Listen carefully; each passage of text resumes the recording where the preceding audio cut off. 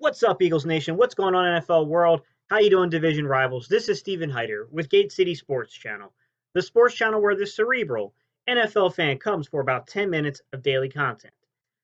What's up, guys? How's everyone doing? Hey, it's hump day for all you guys that are out there, earning it a dollar the honest way. You guys are halfway through it. You guys are almost to your weekend. So, today's topic, guys. Today, as promised, I really want to talk about third down conversion rate, the New England Patriots, and analyzing what I'm seeing on film and diving into the analytics about this team. And you know what? The more I study New England, I got to tell you, this is going to be controversial, and I know Patriot fans are going to like what I'm about to say to you. The truth be told, Bill Belichick isn't doing as good a job as people would like to give him credit for. Now, I know you could say, well, it's not really Bill Belichick. He doesn't really handle the offensive side of the ball like that. That's more Josh McDaniels. There are two parts to this that you guys are going to see today. Number one, I think Belichick and Josh McDaniels, in some sense, can be argued are doing a great job given the general health of the team and what they've had to do in terms of being diverse with the play calling. On the other hand, that diverse issue with the play calling isn't as diverse as people think. It's more so being bred out of necessity than being creative. And as I look through the film and as I look through the analytics, it becomes quite obvious what the Patriots try to do. It really comes down to the matter of, while Bill Belichick and Josh McDaniels maybe aren't doing such a great job with the scheming this year and being creative with the scheming, they do have that overall philosophy, which is everyone do your job, right? If everyone does their job, it really doesn't matter if the defense knows exactly what we're going to do. We just need to execute. Well, it has been working out that way offensively for them this year. All right, guys, let's jump into today's topic because it's a big topic. Tells me in my ear. Here's a third down and one carry. Michelle does. So I'm just going to come out and I'm going to tell you right from the start, guys. This team is not very good at running the ball. This team is not very good at converting third downs. This team is just not very good offensively, flat out. Like I said, no one's coming in here and sleeping on the Patriots. At the end of the day, they still have Josh McDaniels. At the end of the day, they still have Bill Belichick. And at the end of the day, they still have Tom Brady. They have Julian Edelman. They have Mohamed Sanu. They have experienced guys in the, weapons who can make plays. Ben Watson. I'm going to tell you this, though. They are going to be in serious trouble against Philly if Philly starts fast. If Philly starts fast and this team can't convert third downs, it's going to be over quick for them. I'm going to be honest with you. If I was a betting man, I'd go bet this game because whoever made that was a 3.5 point spread at home for the Patriots lost their mind if they look at the film. Everything that they do bad and they need to prove upon is the things that the Eagles do really well. Like, they're in a lot of trouble in this game. I'm going to tell you straightforward. I'm not sitting here guaranteeing any victory. At the end of the day, they're still a mastermind, one of the best coaches in NFL history behind that organization. They're still a Hall of Famer at quarterback, although he's a middle-of-the-pack guy at this point. With that said, you're not going to find a guy who can read, defenses better than Brady. He doesn't have the physical abilities anymore to beat teams like he used to with his arm, but he has the knowledge. 129 snaps on third down. They are currently ranked 16th out of 32 teams in conversion. And that conversion rate is it's 39.69. So if you work the math backwards, guys, and this is what I did, you take 129 because that's the total snaps on third down. You multiply that by 0.3969, so you're multiplying the percentage, and that should give you roughly your amount of conversions against the snaps. So you come out with 51.2, round it down to 51. So basically, they've converted about 51 out of 129 snaps. Not good. When you're going up against a team like Philadelphia, who, by the way, you struggle to stop the run, and what Philly does well is run the ball, it's a recipe for disaster. Because what you want to do is get Philly behind. You want to be able to extend drives, and you want to cause Carson Wentz and that offense to have no choice but to come out of its preferred game plan, which is to run the ball, right? Get the ball into their tight ends and have to actually try to stretch the field on you, play catch up. Guys, as I'm looking over the film, I have no confidence in New England's ability to do that. So, notes I wrote down here, guys. The picture gets worse as you dig in over the last 3 games.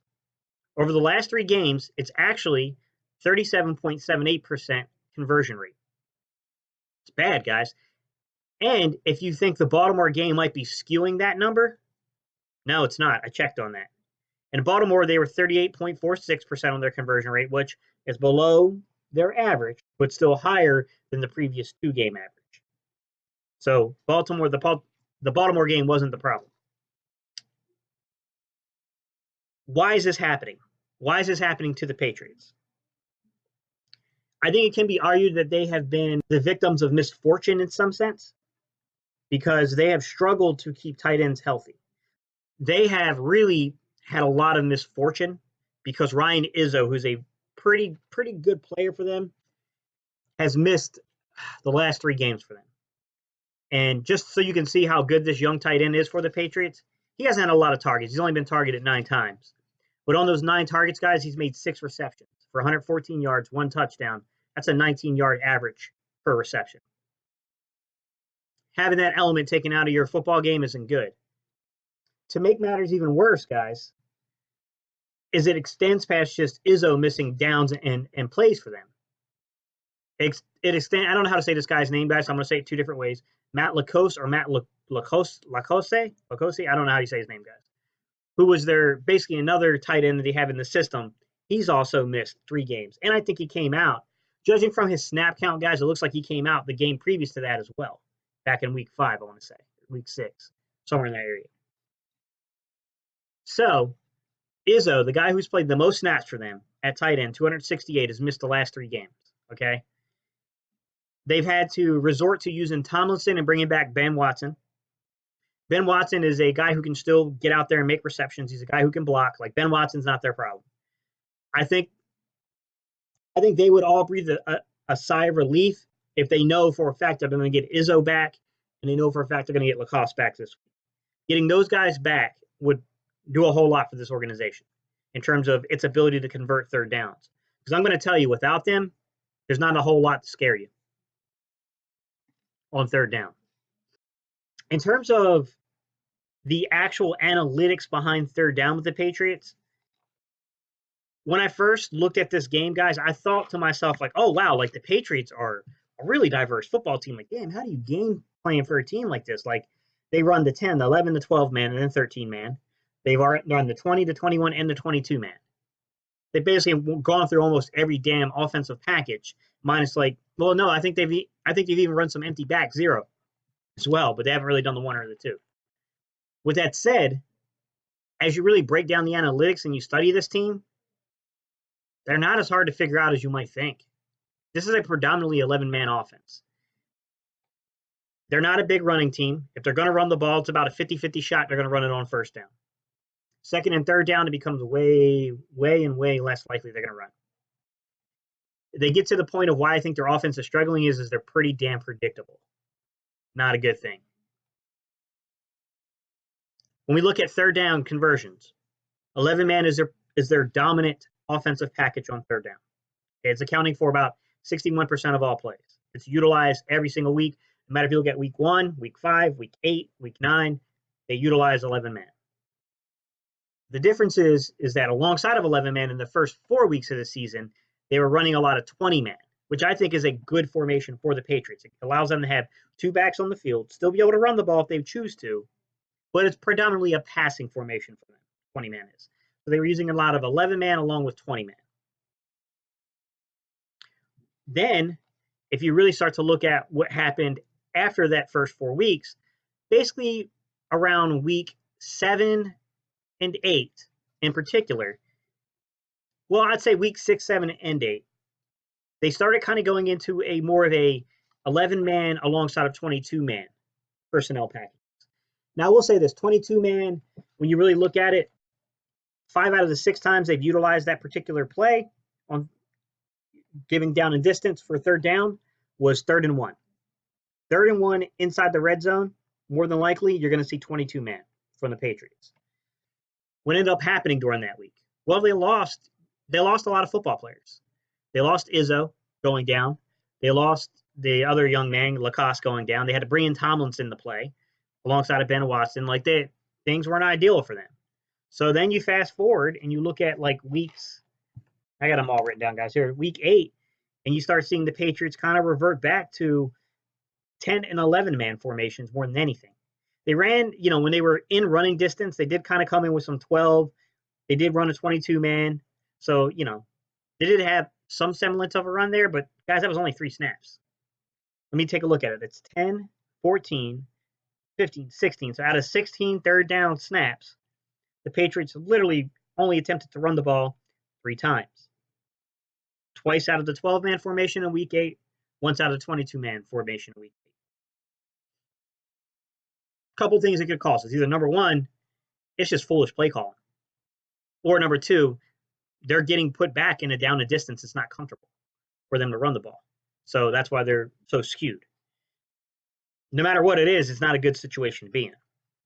Week 9, they didn't even try to run the ball, it looks like. Maybe they ran out of 11 man, but in week 9 against Baltimore, they were in 11 man on third down 92% of snaps. Okay, that was 11 total snaps. And then 8% in 10 man, which was just 1 snap. So 12 third downs, they tried to spread you, either an 11 or 10 man. They are in a lot of trouble against this Philadelphia Eagles team. I'm going to tell you the truth. We don't know who's going to be coming back healthy for them. But I don't have confidence that Bill Belichick and Josh McDaniels are going to try to run the ball with this Philadelphia Eagles football team. We're exceptionally good at stopping the run. They're so damn predictable. On third down, if they come out in 11 man, there's a possibility of a run. If I see a 3rd and 1, 3rd and 2, 3rd and 3, there might be a run there. There's a possibility they might run the ball at 11 man. Outside of that, no. If they're in 11, they're in 20, or they're in 10 man, they're passing the football more than likely. They come out in 22, 21, or 12 man, it's quite obvious they're going to be running the ball. You can't ever come on and feel 100% confident that you're going to win anything. However, looking at this team offensively, guys, this is predictable. We have professional coaches that should be easily able to dive into the film and take a look at this and see just how predictable this shit is. Because I'm telling you, as a guy who studies film, as a guy who does football, this shit is predictable. In 3rd and 1 through 3, primarily you're still going to see a lot of 11 man, but then your next most likely offensive formation is going to be 22 man. If they cannot get into 22 man due to injury or something like that, basically what you're looking at, or because of scheme, if they don't like the matchup there, is in lieu of 22 man, they'll do 21 or 12 man. It's quite obvious. Third down, I'd say through about 4 through 6, it's still very much predominantly 11 man. But then you start seeing the Patriots become a little more creative from what I've seen on film, to where they might start then using in and mixing in some things like 20 man. They'll still utilize 12 man at that point, and they'll utilize 21 man. That's when you'll see them maybe mix in a pass out of the backfield to a guy like Sony Michel. This is a game that can be had, and I'm telling you, this is a game we need to hold Doug Peterson accountable for. Guys, tomorrow I'm going to go into the keys to victory. I'm going to go into what I think the Eagles need to do to win this game, because there's no guarantees in the NFL, guys. This is a game we should absolutely win. There's no way that we should be the underdog in this game. That should definitely be a chip on this Eagles' shoulders, because if you're watching the film and you're saying this is the underdog, you don't have to watch it. Because I'm telling you, the matchup is not favorable for the Patriots in this football game at all. All right, guys, I'm going to hop off here. You know what time it is, guys. I'm going to ask you guys to like, comment, and subscribe. And oh, yeah, EADLES. I'm feeling good about this game, guys. This is our game to lose as I look at the analytics on this game. It's our game to lose.